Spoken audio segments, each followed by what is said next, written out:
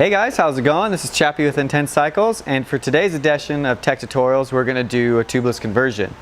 On all our bikes coming from the factory, we have tubeless ready wheels. They come with tubes installed for shipping, cleanliness, and reduces contamination of anything in the box. But it's a really simple conversion. Wheels come pre-taped. Everything's ready to go. All you need to do is take the tube out, throw your stem in, and sealant, inflate tire. So we'll walk you through that process today. There's two different ways of doing it. The obvious way is taking wheels off the bike, but there's also a really quick way to do it with them on the bike. So today, to get you on the trail as quick as possible, we'll show you that method. So we'll get to it.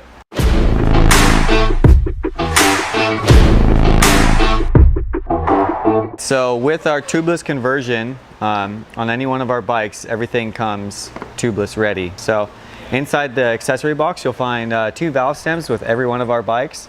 And then on top of that, you'll need to have tire pressure gauge, your favorite set of tire levers, pair of scissors, and then the required amount of sealant. So we're gonna work on the rear wheel over here. This particular setup is an M9 from Envy and Maxxis Minion DHR2. So go ahead and go to the valve stem. As I said before, all bikes are shipped with tubes installed, so we're gonna go ahead and take all the air out. Okay, so once we feel as we've gotten all the air out, we're gonna de-bead just the one side of the tire, enable us to get the tube out. So, the first step is we're gonna de-bead the whole tire. So what we wanna do is make sure the tire falls down off of the bead. So you can use your thumbs to push or go from the other side, use your fingertips, but you wanna be able to hear that audible noise of the bead dropping off of the rim. So now that we've gone all the way around and we know everything's sorted there, we're going to go ahead and take our tire levers.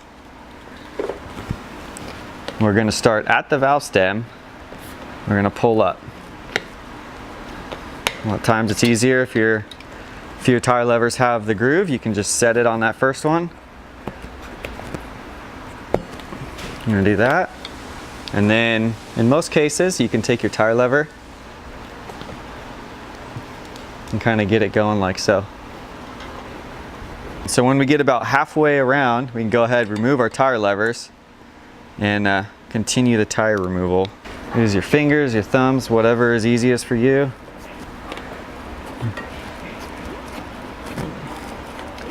Pull it out. So, and then we're gonna go ahead and grab the tube. Pull out a chunk of it, and then this is where the cheeky scissors come in handy.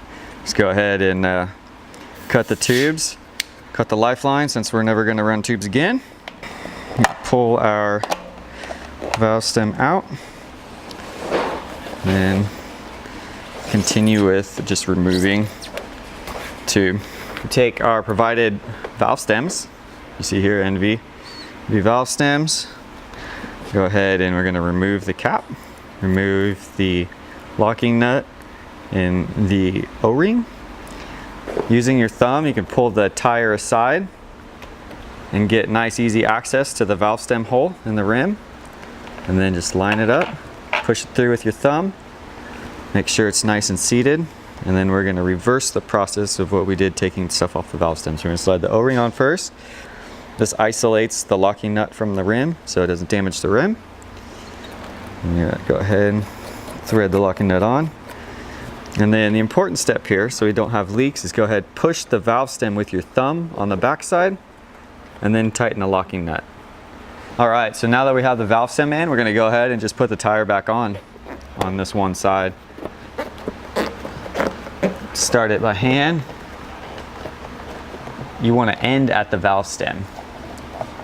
So just like when we're taking it off, we wanna make sure that tire is in that center channel. So we'll take our favorite tire lever here.